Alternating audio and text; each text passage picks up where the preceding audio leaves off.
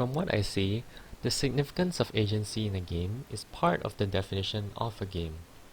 It is a facet that separates what is a game from a book or movie.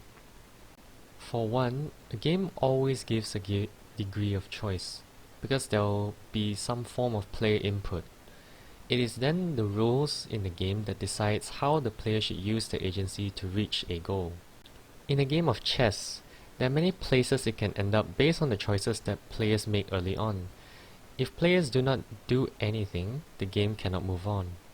And moves are also permanent.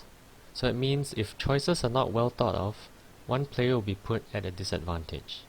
A careful strategy has to be formulated prior to and on the fly during the game, in response to actions of the other player. Pokemon Go is another game which requires and promotes a degree of player agency. The game uses the device's GPS to track where the player is, and depending on the location, the game environment will change. This tests on the player's willingness for travel with an incentive for reward.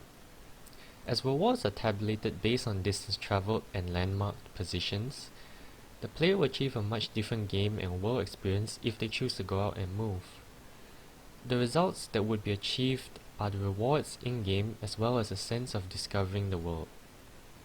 Totally Accurate Battle Simulator is a physics-based battle simulator with low-poly units. The game is played with only the developer's pre-designed units, and there are special units to unlock if the player chooses to explore around the battle maps for odd artifacts. In the recent months, the game released a Unit Creator tab, which allowed for players to create their own custom units and group them into custom factions.